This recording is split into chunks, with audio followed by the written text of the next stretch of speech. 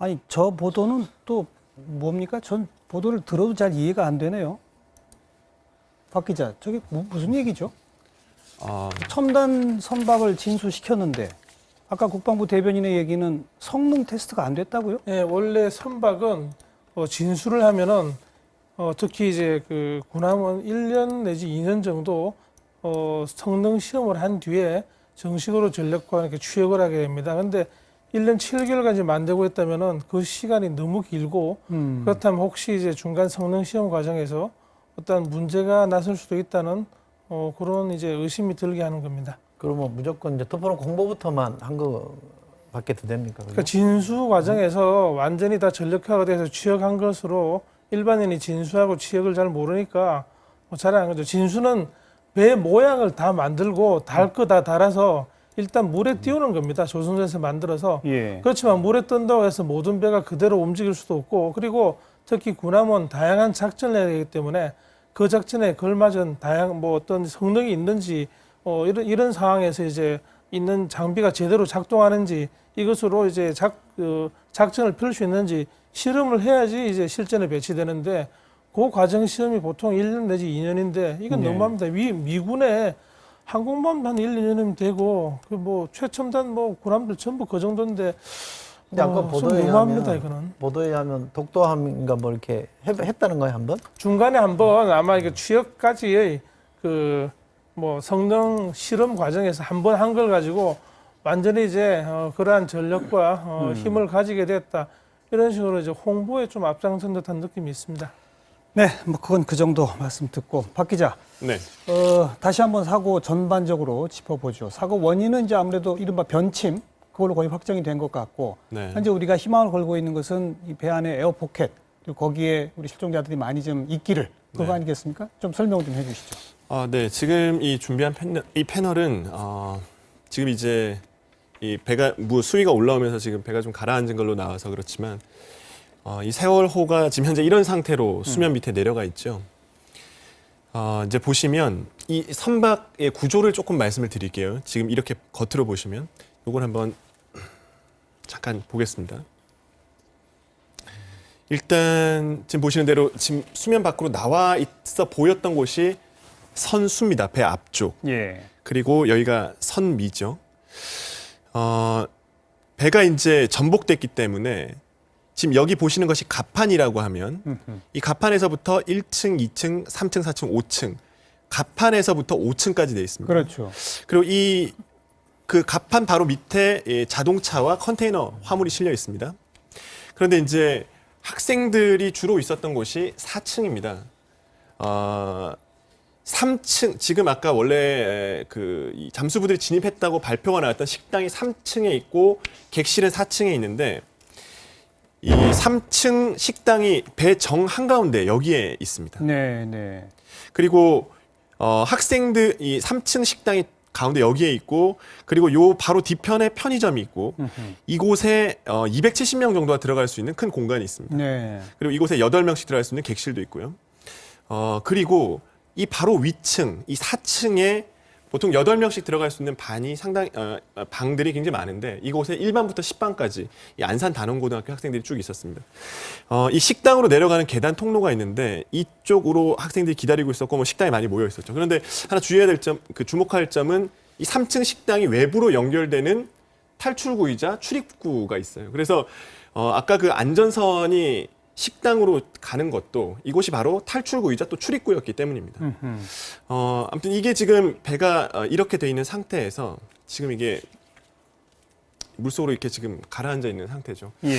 저희가 그 에어포켓 얘기를 어제부터 계속 하고 있고 신락 같은 희망을 갖고 있는 것은 바로 이 식당 옆에 있는 이 큰 공간 그렇죠. 그리고 이 4층에 있는 객실들이 기본적으로 문이 밀폐가 되고 창문도 닫혀 있었다면 그것을 전제한다면 분명히 아직까지 공기가 밖으로 나가지 않고 있을 것이다라는 기대를 하고 있기 때문이고요. 예, 예. 그리고 이제 지금 아까 황대식 본부장께서 5개의 세이프티 라인 안전선이 만들어져 있다고 얘기를 하셨는데요. 예. 그 안전선들이 이 식당 쪽으로 이렇게 지금 향하고 있는 겁니다. 예, 예. 그러면 이렇게 내려가는데 문제는 이제 출입구 자체가 협소하기 때문에 지금 2인 1조로 들어가는 걸로 돼 있거든요.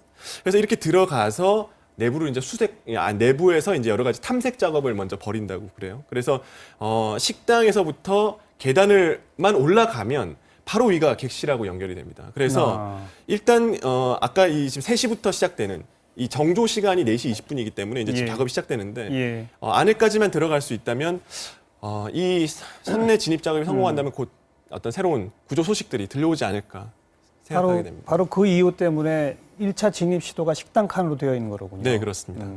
아무래도 식당 칸이 사람들이 가장 빈번하게 드나드는 곳이니까 출입구에서 가까울 것이고 네, 그런데 출입구가 좁아서 한꺼번에 많은 잠수사는 못 들어간다. 그런 얘기고요. 네, 그렇습니다.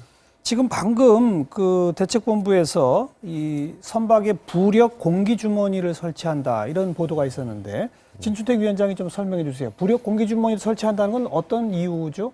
배가 자꾸 밑으로 가라앉는 걸 좀 막기 위해서입니까? 예, 지금 현재 그 배가 저 선수분이 지금 있다가 물속에 잠겼습니다. 잠겼죠.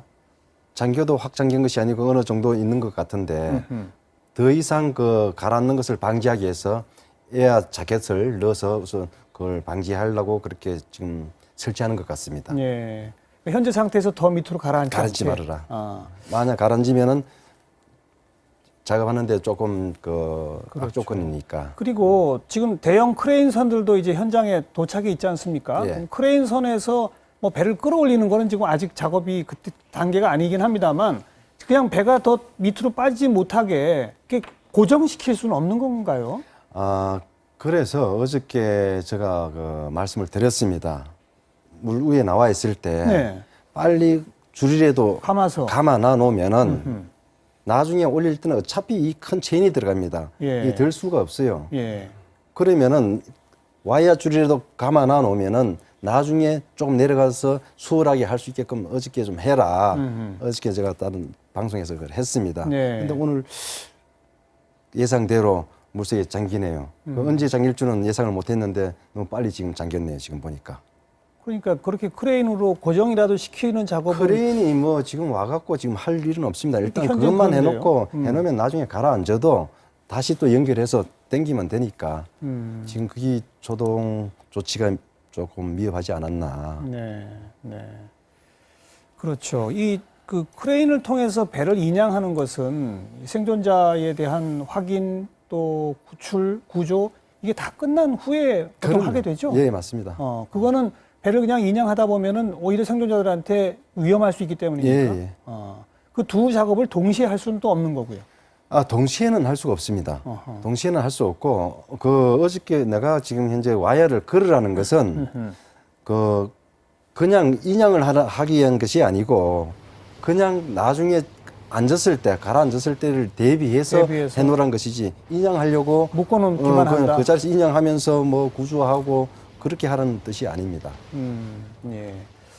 그래서 뭐 통상 이런 사고의 경우 인양 작업에 착수하는 것은 이 실종자들에 대한 확인이 다 끝나고 예. 최소한 어떤 실종자 가족들도 다 동의하고 예, 맞습니다. 이런 절차를 다 밟아야 되는 거죠. 예, 한 예를 보면은, 천안함도, 네. 구조를 다 한 다음에 나중에 시간이란 건 정해져 있지가 않습니다. 가족의 동의를 받아야 되니까. 그래 결국은 나중에 동의를 받고 천안함 나중에 인양을 했습니다. 네. 여기도 뭐 그렇지 않나고 이제 생각을 하고 있습니다. 그런 절차는 뭐 그동안의 오랜 경험을 통해 만들어진 절차는 반드시 지켜져야 되겠죠. 그렇죠? 알겠습니다.